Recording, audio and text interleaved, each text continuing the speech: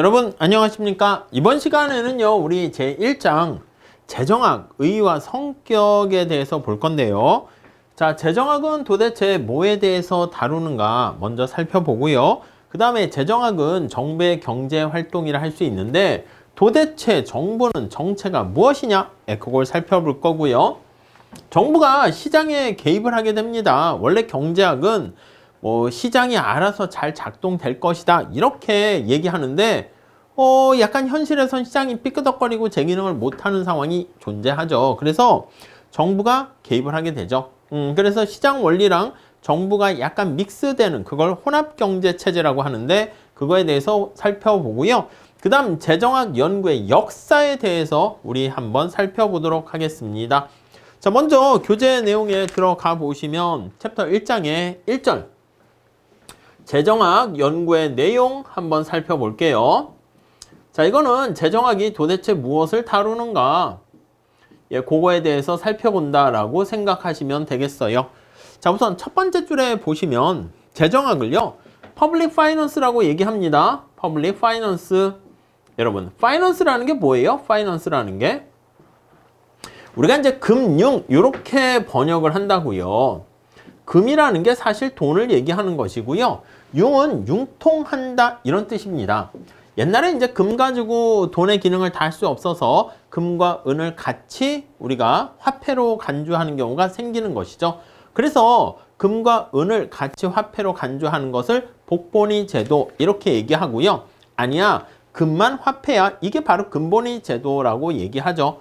자, 그러니까 우리가 금 하면 돈인데요. 결국 돈, 여기서는 자금이에요. 그러니까 이제 자금, 금리, 금융 다 돈이 들어가요. 은행도 사실 지금 말씀드린 것처럼 하면 금행 이렇게 해야 되는데 은도 이제 화폐였기 때문에 은행 이렇게 쓰게 되고요. 이게 융은 융통한다는 겁니다.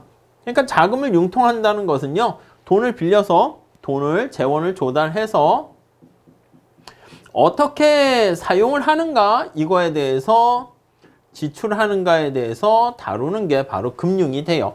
자, 근데 우리가 민간의 사금융에 대해서 다루는 게 아니라 이 재정학 아니겠습니까? 퍼블릭이라는 게 바로 이제 정부라고 생각하시면 돼. 그래서 정부가 재원을 어떻게 조달해서 쓰는가 이거에 대해서 다루는 게 우리가 퍼블릭 파이낸스 재정학 이렇게 표현하죠. 자, 첫 번째 줄에서도 보시면 국가의 재정을 연상하게 되는데 이 연상은 재정학의 연구 목적이 국가 재정의 경제학적 분석 이렇게 얘기합니다. 그래서 국가 정부 재정의 요거를 경제학적으로 분석한다. 요게 이제 재정학이다. 이렇게 생각하시면 되겠어요.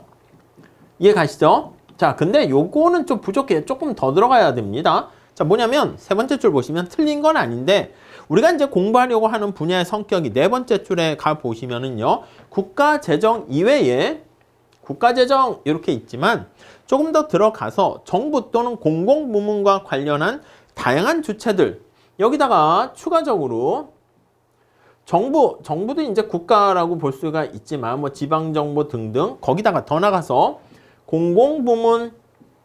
공공부문이니까 이제 공기업 이런 것들이 있잖아요. 그것까지도 포함된다 보시면 되겠습니다. 자, 그래서 정부, 공공부문까지 관련된 주제들에 대해서 관심을 갖게 됩니다. 자, 현대경제학에서는요. 다음 단락 가보시면 국가재정을 분석 대상으로 삼는 경우에도 종래와 다른 각도에서 접근한대요. 아니, 이걸 경제학적으로 분석한다고 했는데 종래, 과거에는 어떻게 분석을 했습니까? 라고 하면은요. 건전한 재정, 그러니까 이게 바로 정부가 돼. 정부가 재원을 조달해서요. 어떻게 쓰는가? 그걸 볼 때 우리가 봤을 때는 건전한 재정, 여기에 이제 초점을 맞춰서 보게 된다고요. 보통 이제 균형 재정이라 볼 수 있습니다. 자, 그래서 조세 부담을 또 어떻게 분배하는 게 바람직한지 그런 게 관심사가 돼요. 아니, 세금을 내라 그러면 다 싫어하잖아.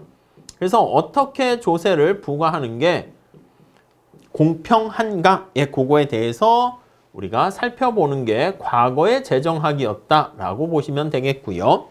물론 오늘날에도 이건 다루긴 합니다. 근데 이제는 자, 거기 보시면은요. 5번째 줄이죠. 조세나 정부 지출이 경제에 미치는 영향. 그러니까 지금은 이제 경제학적인 분석이기 때문에 정부가 세금을 걷었어. 텍스와 정부 지출을 G라고 이렇게 많이 쓰죠. 정부 지출이 경제 전체에 미치는 영향, 여기에 이제 초점을 맞추고 살펴본다라고 보시면 되겠습니다. 이해 가시겠죠? 자, 그 정도 보시고요. 그러다 보니까 여기 정부가 있어요. 지금 살펴본 것처럼 정부가 어떻게 하면 재원을 조달할 것인가? 재원 조달 방법은 텍스를 통해서 하거나 아니면 여러분 뒤에 국공채를 발행해서 재원을 조달하긴 하는데 사람들이 똑똑해지니까 이 본드를 뭐라고 인식하게 되냐면 이거는 미래의 텍스라고 인식을 합니다. 텍스는 현재 텍스고 우리가 본드를 발행하게 되면 나중에 이자를 주면서 상환해야 되지 않겠습니까? 약간 차용증이라 보시면 돼. 나중에 세금을 거두는 즉 그러니까 텍스나 본드나 다 세금이에요. 그 다음 정부가 이제 돈을 쓰게 됩니다. 정부 지출을 하게 됩니다. 자, 그랬을 때 이게 경제에 어떤 영향을 미치는가 이걸 살펴보게 되는데요. 거기 나와 있는 것처럼 잘 우리가 재원을 조달해서 써야 되겠죠. 이걸 이제 정부 지출 이렇게 얘기할 거예요. 정부 지출. 자, 그래서 건전하게 살펴보는데 개인하고 똑같습니다. 그래서 이걸 분석하는 방법이 미시적인 측면에서 우리가 접근을 하게 돼요. 그러니까 예전에는 정부의 역할이다 그러면 거시경제학과 비슷한 관련이 있었는데요. 국가경제 전체적으로 봤을 때 정부의 하는 역할 이런 걸 생각했었는데 최근에는 소비자나 기업과 마찬가지로 정부도 주어진 제약 조건 하에서 어떻게 정부 지출을 해가지고 국민에게 후생을 극대화시킬 것인가 이걸 다루게 됩니다. 그게 바로 미시적인 접근 아니겠습니까? 자, 그래서 우선 첫 번째 다시 보시면 제약 조건이 뭡니까? 라고 하면 제약 조건이 이게 조세 수입이 우리의 바로 예산선하고 똑같습니다. 정부의 예산선이죠. 그리고 최적 시기를 할까? 미시경제학은 주어진 제약하에서 효용 극대화, 이용 극대화처럼 최적화 행동을 결정하는 거 아니겠습니까? 맥스마이제이션 국민 전체의 후생을 극대화한다. 이렇게 보시면 되겠습니다. 오케이? 이해 가시겠죠? 자, 그 정도 정리하시면 될 것 같고요. 그러다 보니까 이게 미시적으로 접근을 하게 됩니다. 과거에는 이렇게 건전한 재정과 어떻게 세금을 부과할까? 또 더 나가서 대공황 이후에 정부의 역할이 강조되면서 약간 거시적인 측면이 가까웠는데 최근에는 미시적인 접근을 더 많이 사용하게 된다. 그래서 꼬달랑 마지막 째줄에 보시면 응용 미시 경제학의 한 분야다. 이렇게 얘기하기도 합니다. 오케이? 네, 그 정도 보시면 되겠고요. 그래서 마지막 단락 보시면 그렇다면 정부의 경제적 행위를 분석 평가하는 기본적인 시각은 무엇이 되어야 하는가? 가계는 효용 극대화, 기업은 이용 극대화 이것처럼 정부도 국민의 행복을 극대화하려고 한다. 이렇게 정리하시면 되겠습니다. 자, 재정학에서 관심을 갖는 포커스를요. 거기 보시면 대략 5페이지 가보시면 세 가지 측면에서 관심을 갖게 된다. 이렇게 얘기를 합니다. 자, 첫 번째 관심을 갖게 되는 내용은 무엇입니까? 라고 하면요.